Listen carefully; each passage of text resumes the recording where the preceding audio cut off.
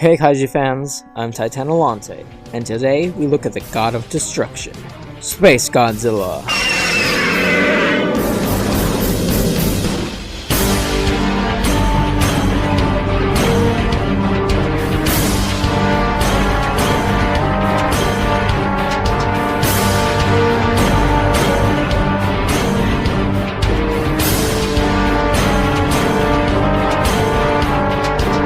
SpaceGodzilla is a crystalline, extraterrestrial Godzilla clone that debuted in Godzilla vs. SpaceGodzilla, one of Godzilla's most intelligent foes in the series. SpaceGodzilla exhibits displays of planned combat strategy throughout his debut movie. This is further evidenced by the fact that SpaceGodzilla sought to dominate the Earth of his own free will. Unlike Godzilla, who in the Heisei series of films is depicted as a force of nature, neither good nor evil, SpaceGodzilla appears to have an element of true malice, as according to Mothra's Cosmos, SpaceGodzilla intended to kill Godzilla so that the Earth would be defenseless when he dominated it. SpaceGodzilla has both a 250-meter, 720,000 metric ton flying form, and a 120-meter tall, 80,000 metric ton combat form. Before the name SpaceGodzilla was chosen, the monster was also known as Crystal Godzilla. Also, unlike Mechagodzilla, SpaceGodzilla's official English name is spelled with camel case. In other words, SpaceGodzilla is spelled with a capital G, while Mechagodzilla is spelled with a lowercase g. The reason for this inconsistency is unknown. SpaceGodzilla's name has also been spelled as two words. SpaceGodzilla obviously looks similar to Godzilla in many ways, but his skin is navy blue with a patch of dark, reddish-purple skin on his abdomen, which appears much smoother than the rest of his skin. He is considerably bulkier and taller than Godzilla. He has two massive white crystals that erupt from his shoulders, and his tail is much longer, ending with several crystal-like spikes. The dorsal plates on his back are made of similar crystals, and are white in color. As a result of his build, SpaceGodzilla has difficulty walking and he cannot run, but he makes up for this by having the ability to fly and to levitate. His arms are also extremely thin and short in comparison to the rest of his body, owing to the fact that he rarely uses them directly in favor of his telekinetic abilities. SpaceGodzilla's head is elongated and his mouth area appears similar to Biolante's, as he has sharp teeth and tusks on the sides of his mouth, along with fire-orange eyes and a yellow-orange crest on his forehead. In Godzilla vs. SpaceGodzilla, the human characters hypothesized that Godzilla cells somehow cast into space fell into a black hole and began assimilating crystalline organisms, then came out from a white hole, evolving rapidly by absorbing energy from exploding stars. It is not known for certain what caused the Godzilla cells to fall into the black hole, but it is explained in the film that either cells from Godzilla's previous clone, Biolante, who by the way was not erased from history, please watch our Godzilla vs. King Ghidorah Time Travel Explained video, escaped Earth's orbit when she rose into space after battling Godzilla in 1990, or that Mothra unknowingly carried the cells into space on her wings when she was going to space to deflect a meteor headed for Earth in 1993. SpaceGodzilla was first seen flying through space, where he destroyed a manned NASA satellite. He battled Mothra while he was on his way to Earth, and defeated the mech. He then landed on Birth Island and attacked Little Godzilla, but Godzilla arrived to save him.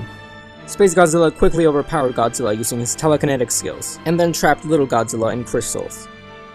He flew away and over Japan, eventually landing and setting up his fortress in Fukuoka. Mothra arrived in Fukuoka to battle SpaceGodzilla again, but was no match for the monster. Godzilla soon arrived as well and joined forces with Mothra.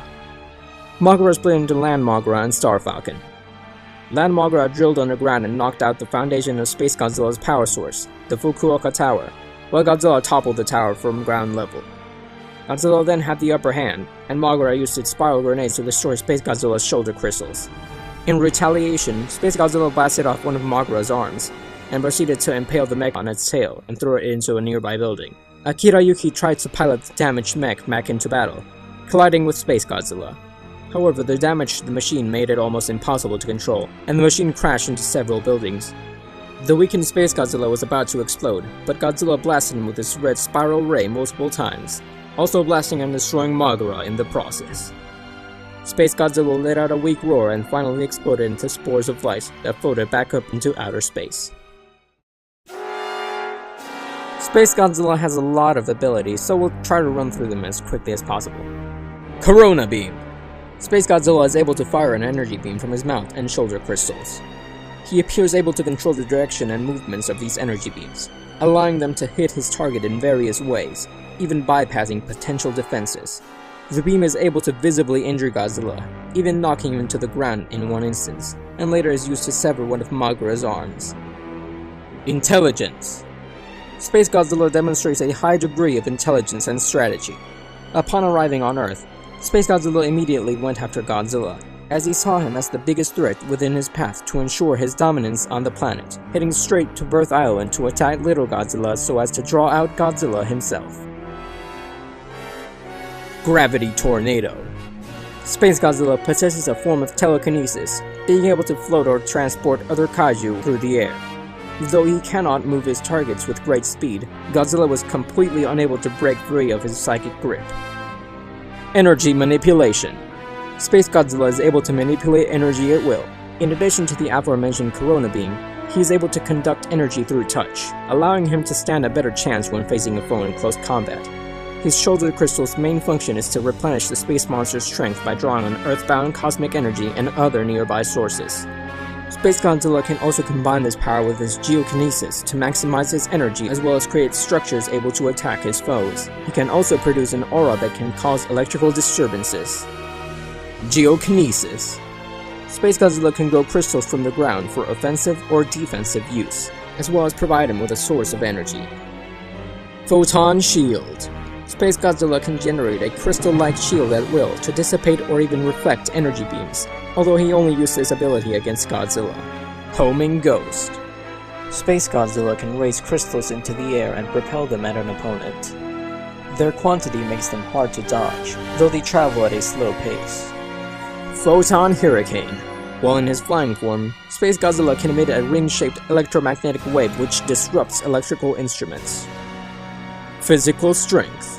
While much of SpaceGodzilla's strength is limited due to his size and build, he was able to lift and throw Moguera several hundred meters after impaling it with his tail. He was also able to hold his own against Godzilla for a time, while battling him up close. Flight. SpaceGodzilla is capable of flight at Mach 3 in Earth's atmosphere, and can reach speeds nearing the speed of light while traveling through space. In addition to flight, SpaceGodzilla is also capable of levitation. Weaknesses. SpaceGodzilla is heavily disadvantaged in melee combat due to his heavy build and comparatively short arms. When engaging Moguera at close range, SpaceGodzilla's skin is pierced by the mech's drill nose. Moguera's spiral grenade missiles are able to destroy SpaceGodzilla's shoulder crystals, which drastically weakens his power. SpaceGodzilla was eventually destroyed by multiple hits from Godzilla's spiral heat beam. SpaceGodzilla's flying form weighs a massive 720,000 metric tons, making SpaceGodzilla the heaviest known monster in the entire Godzilla franchise. Biollante and Bagan are close behind, at 200,000 and 280,000 metric tons respectively. That, or SpaceGodzilla's flying form might not even be remotely the heaviest, and might actually be 72,000 metric tons, rather than 720,000. This is because flying SpaceGodzilla's weight stat is inconsistent from source to source. The inconsistent stat plague affects many kaiju and their attributes, not just SpaceGodzilla. An early version of SpaceGodzilla, called the Astrogodzilla according to G-Fan issue 105, would have led an army of giant alien dragonflies that he would have sent to Birth Island to attack Little Godzilla. Godzilla would have teamed up with Moguera and Mothra to defeat him. SpaceGodzilla's design is a modified version of Super Godzilla, the transformation of Godzilla found in the Super Nintendo game of the same name. Minoru Yoshida designed the concepts for both monsters, originally creating Super Godzilla for the game, but later recycling the look and tweaking it into becoming SpaceGodzilla's final design. SpaceGodzilla was the title of an unmade Godzilla film from the 1970s that was considered after Terror of Mechagodzilla, but had been scrapped and instead was turned into an illustrated short story. This bizarre story began with the discovery of a female alien Godzilla named Roseanne, who was dying from diabetes while pregnant with her son Lilin.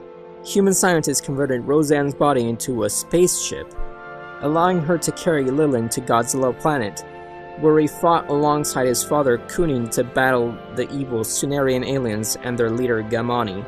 Aside from the title, this project has nothing to do with SpaceGodzilla.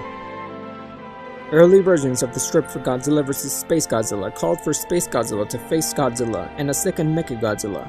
a plan that was scrapped when it was thought that SpaceGodzilla fighting against the combined might of Godzilla and the machine which nearly killed him the previous year would make the battle too one-sided.